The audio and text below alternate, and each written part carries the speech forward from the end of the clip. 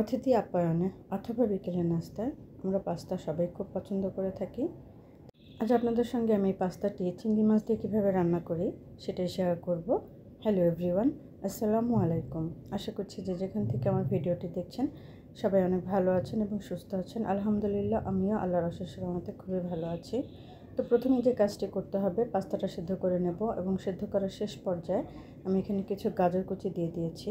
গাজরটা একটু বড় বড় করে কেটেছি, কিন্তু পাতলা করে কেটেছি। তারপর যখন এটা সেদ্ধ হয়ে আসলো আমি পানিটাকে ঝরিয়ে নিলাম।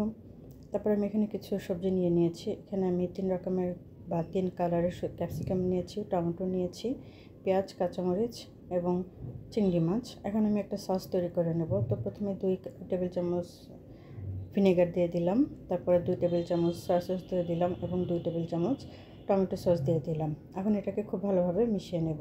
এরপরে চলে আসি আমি রান্নায়। তো কড়াইতে প্রথমে তেল গরম হয়ে আমি সেখানে পেঁয়াজ দিয়ে দিলাম, তারপরে টমেটো, কাঁচামরিচ সেগুলোও দিয়ে দিলাম। এটা যখন একটু ভাজা ভাজা হয়ে আসবে সেই পর্যায়ে আমি এখানে ক্যাপসিকামগুলো দিয়ে দিলাম। ক্যাপসিকামটাকেও আমি একটু ভালোভাবে বা সামান্য একটু ভেজে নেব।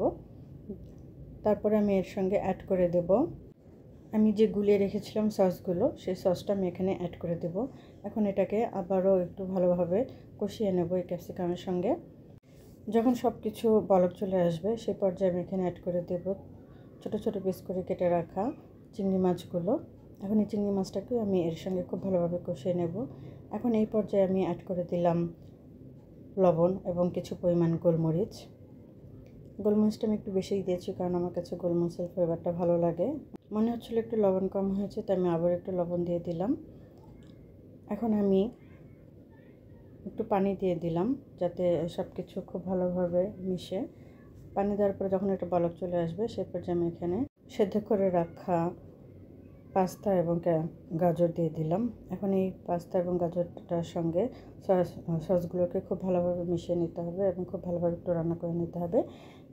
এখন আমি এখানে নুডলসের যে মশলাটা আছে সেটা অ্যাড করে দিলাম, বা পাস্তার যে মশলাটা আছে সেটা অ্যাড করে দিলাম এবং এখানে আমি আবারও এক্সট্রা একটা ম্যাগি মশলাও ইউজ করেছি, সেটাও আমি এখানে দিয়ে দিলাম।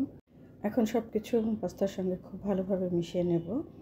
আমার মনে হচ্ছিল যে একটু টমেটো সস কম হয়েছে, আমি আবারও 1 থেকে 1.5 টেবিল চামচের মতন টমেটো সস দিয়ে দিলাম। কাঁচামরিচ দিয়ে দিলাম।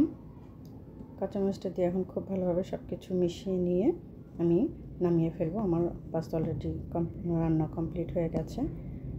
আমি এখন পরিবেশন করে নিচ্ছি। তো কেমন লাগলো আমার এই পাস্তা রান্নার রেসিপিটি? যদি আপনাদের কাছে সামান্যতম ভালো লেগে থাকে তাহলে অবশ্যই লাইক, কমেন্ট, শেয়ার করে আমাকে সাপোর্ট করবেন।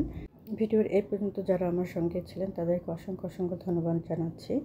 আর যারা এখনও আমার পেজটি ফলো করেননি তারা প্লিজ পেজটি ফলো করে রাখবেন, এবং যারা এখনও আমার ইউটিউব চ্যানেলটি সাবস্ক্রাইব করেননি তারা প্লিজ সাবস্ক্রাইব করে রাখবেন এবং বেল আইকনটি অন করে দেবেন। আজ এখানে শেষ করছি। সবাই ভালো থাকবেন এবং সুস্থ থাকবেন এবং আমাকে অবশ্যই সাপোর্ট করবেন। আসসালামু আলাইকুম।